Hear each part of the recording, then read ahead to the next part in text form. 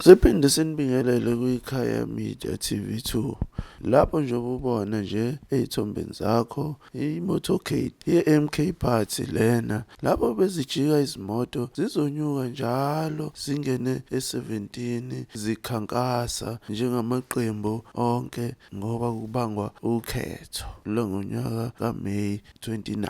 Kuthe besahamba-ke zajikijelwa ngamatshe-ke iy'moto ze-MK Party lapho zikwazile ukuphuma ngesamagundane. Kwase-ke kuphoqeleka ukuthi baxhumane namaphoyisa. Izwa kule video elandelayo sebexoxisana namaphoyisa.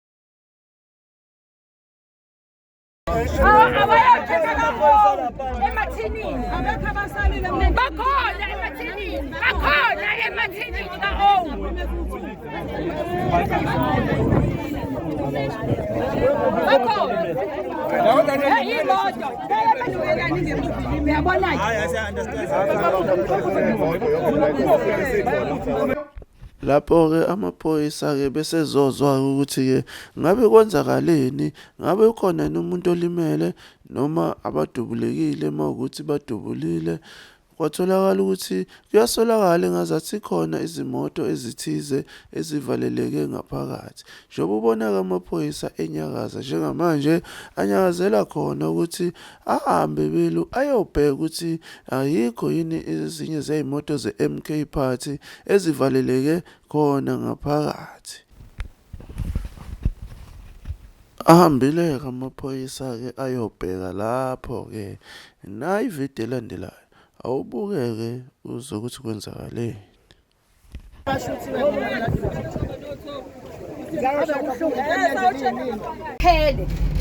Iphele sila i-17 enkatheni, yebo isizinda senkatha kodwa there's no going area.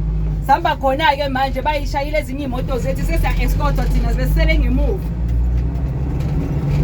Manje ngathatha ukubheka nje naba abantu ngobona la sodlula khona inkatha ingafuni ukuthi iy'moto zidlule, kodwa bona bayakwazi ukungena emalokishini ethu emakasini ethu. Izolo nje i-IFP beyikhipha amabhasi eya elokuzeni kwaMakhutha nakofolweni kodwa manje thina siphuma kabuhlungu zambe ngathi siyimboshwa ezweni lethu. Yikho-ke bekwenzeka-ke lokhu-ke ngemva kokuba amaphoyisa ahambile-ke ayobheka izimoto ebebecabanga ukuba ngabe zivaleleke ngaphakathi. Amaphoyisa-ke ebesebuya-ke awathole ukuthi izimoto azikho ezivaleleke ngaphakathi and nabantu bonke bebephephile, ngaphandle nje kwezimoto ezimbalwa ezithe zashawa ngamatshe zaphihlika ama-windscreen namawindi.